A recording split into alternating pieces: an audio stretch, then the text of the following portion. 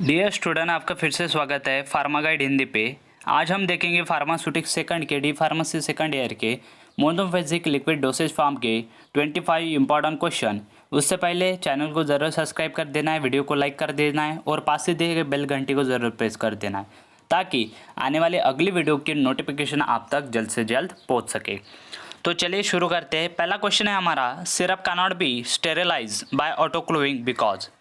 जो सिरप है हमारा वो स्टेरिलाइज नहीं होता ऑटोक्लेविंग से। क्यों नहीं होता? ऑप्शन है 4। They can decompose by heat, heat की वजह से डिकम्पोज होते। They contain flavouring agent, flavouring agent रहता है उनमें। They are filled in the glass bottle, glass bottle में रहते हैं वो। या फिर they are used by the common people, common people use करते हैं इसीलिए जो है syrup can not be sterilize by autoclaving. तो करेक्ट आंसर क्या है? Syrup cannot be sterilized by autoclaving because they can decompose by the heat. Option number A is the correct answer. Then elixir R, elixir क्या है? Plane हाइड्रोअल्कोहलिक solution है, स्वीटन aqueous solution है, sweeten hydroalcoholic solution है या फिर none of above. तो elixir क्या है? Sweeten hydroalcoholic solution. उसके बाद what is the pH of human tear. जो आंसू रहते, आंसू का पीएच क्या है? 6.2, 7.4, 8.2, 12.2। तो क्या होता है पीएच ऑफ ह्यूमन टीयर? आंसुओं का जो पीएच है वो कितना रहता है? तो वह रहता है 7.4 जो पीएच स्केल रहते हैं उस पर। Then the drugs are mostly absorb from.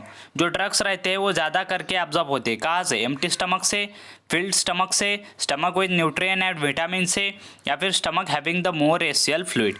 तो किस स्टमक से जो है वो ड्रग्स ज़्यादा एब्जॉर्ब होते हैं? तो ड्रग ज़्यादा एब्जॉर्ब एम्प्टी स्टमक से होते हैं। देन उसके बाद question 5, is not an antioxidant. नीचे दिए गए कुछ ऐसे ड्रग्स है जो कि एग्जाम्पल एंटीऑक्सीडेंट नहीं है। तो कौन सा है वो drug? Sodium bisulphide, sodium sulphate, sodium metabisulphide या फिर सोडियम क्लोराइड। तो क्या हो सकता है? It is not an antioxidant. तो sodium chloride is not a antioxidant. उसके बाद question number 6 is for you, an antimicrobial preservative commonly use for nasal solution. तो आपके लिए यह एमसीक्यू है। 4 ऑप्शन है, sorbic acid, thiomersal, benzalkonium chloride और फिनिल मर्क्यूरियल। तो आप जो है इसका आंसर मुझे बता देना। An antimicrobial preservative commonly use in nasal solution. Then question 7, following antioxidant are use for an aqueous system except. नीचे दिए गए कुछ एंटीऑक्सीडेंट है जो कि एक्वायस सिस्टम के लिए यूज़ किए जाते हैं, एक को छोड़ के। कौन सा? ब्यूटिलेटेड हाइड्रोक्सी एनिसोल BHA, या फिर सोडियम थायोसल्फेट, या फिर सोडियम बायसल्फेट, या फिर एस्कॉर्बिक एसिड। तो कौन सा एंटीऑक्सीडेंट नीचे दिया गया है नहीं है एंटीऑक्सीडेंट जो कि यूज़ किया जाता है एक्वायस सिस्टम के लिए? तो ब्यूटिलेटेड हाइड्रोक्सी एनिसोल जो है वो करेक्ट आंसर है। Then gargle should be, gargle कैसे होते? Undiluted, diluted with equal volume of water only, या फिर बॉइल्ड रहते। तो गार्गल कैसे रहते? गार्गल जो रहते हैं वो डाइल्यूटेड रहते। देन उसके बाद following is a monophasic liquid dosage form accept.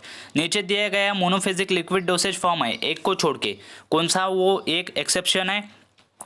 Draft, tincture, enema, spirit. तो क्या हो सकता है करेक्ट आंसर? इनेमा।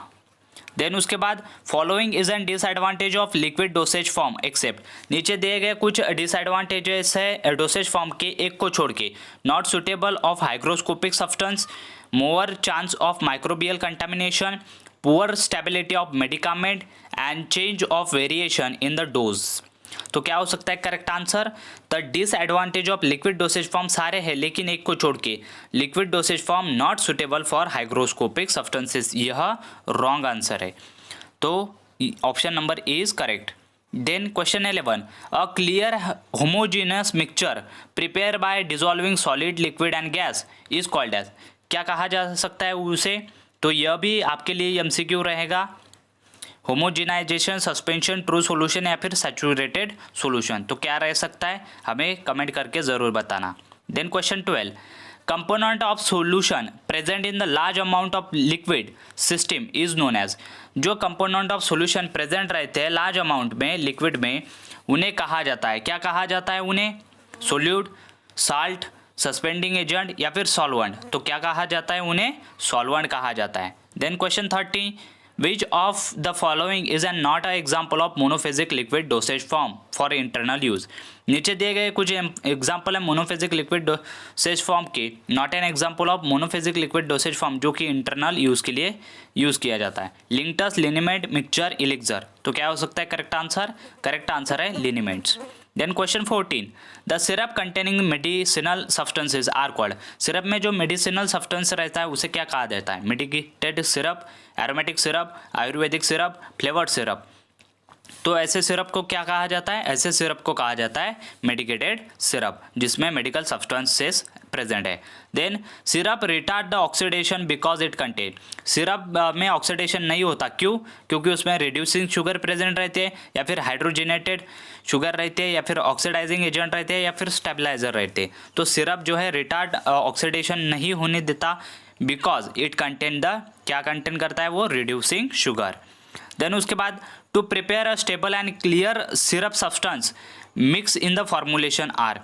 जो है स्टेबल और क्लियर सिरप सब्सटेंस हमें प्रिपेयर करना है, तो मिक्स किसके साथ किया जाएगा? वो होमोजेनाइजिंग एजेंट के साथ, क्लियरिंग एजेंट के साथ, ट्विन सरफेक्टेंट के साथ, या फिर ऑक्सीडाइजिंग एजेंट के साथ। तो किसके साथ मिक्स करना पड़ेगा हमें? Twin surfactant. देन उसके बाद question 17, oral preparation contain the viscous liquid prescribe for the relief of cough is known as. Oral preparation जो रहता है विस्कस लिक्विड, वो प्रिस्क्राइब किया जाता है कफ को रिलीफ करने के लिए। कौन सा? Elixir, liniment, lotion, linctuses. तो क्या हो सकता है correct answer? Linctuses are the oral preparation contain viscous liquid prescribe for the relief of cough. Then a medicated solution meant for rising the body cavity. ऐसा मेडिकेटेड सब्सटेंस जो कि body cavity के लिए यूज़ किया जाता है, क्या कहा जाता है उसे? Douches, pessaries, expectorant, gargle. क्या कहा जा सकता है? Douches. Then nasal spray should be. Nasal spray कैसा होना चाहिए? हाइपोटोनिक, आइसोटोनिक या फिर साइकोटोनिक। तो कैसा होना चाहिए नेसल स्प्रे? नेसल स्प्रे हमारा होना चाहिए isotonic. Then the base content of throat paint. Throat paint का जो बेस है वो कौन सा रहता है? अल्कोहल रहता है, ग्लिसरीन रहता है, एसीटोन रहता है, या फिर मेंथॉल रहता है। तो क्या रहता है? Glycerin is the base of throat paint, content for the throat paint. Then ointment meant for the deep penetration and release of medicament. उसे कौन सा ऑइंटमेंट कहा जाता है? Epileptic ointment, epidermic ointment, endodermic ointment, diadermic ointment. तो कौन सा ointment कहा जाता है उसे डायडर्मिक ऑइंटमेंट कहा जाता है, जो कि डीप पेनिट्रेशन के लिए यूज़ किया जाता है। Then liquid paraffin are the main constituent of. Liquid paraffin main constituent है किसका? Oleaginous base, water soluble base, emulsion base, absorption base. तो लिक्विड पैराफिन जो है मेन कंस्टिट्यूएंट है किसका? तो वह है ऑलियोजेनस बेस का मेन कंस्टिट्यूएंट कौन है? Liquid paraffin. Then which of the following formulation is applied with an friction on the skin. ऐसा कौन सा फॉर्मुलेशन है जो कि फ्रिक्शन करके हमारे स्क्रीन पे लगाया जाता है? लोशन है, लिनिमेंट है, क्रीम है, या फिर गार्गल है। तो करेक्ट आंसर है लिनिमेंट्स। देन उसके बाद question number 24, according to IP Indian pharmacopoeia syrup content. Syrup में कंटेंट रहता है 66.7% सुक्रोज, 90% शुगर, 60% ग्लूकोज या फिर 40% ग्लिसरॉल। तो क्या रहता है according to IP syrup contain 66.7% sucrose. Then last MCQ is which of the formulation is not suitable to ocular administration. Ocular administration के लिए नीचे दिया गया कौन सा फॉर्मुलेशन सुटेबल नहीं है? ऑकुलर मतलब आई के लिए, सॉरी कान के लिए। सॉल्यूशन, इमल्शन, सस्पेंशन या फिर लिनिमेंट। तो कौन सा नहीं है सुटेबल? लिनिमेंट सुटेबल नहीं है। अगर यह वीडियो अच्छी लगती है तो लाइक कीजिए, चैनल को ज़रूर सब्सक्राइब कीजिए और ज़्यादा से ज़्यादा दोस्तों के साथ शेयर कीजिए। Thank you for watching video till and.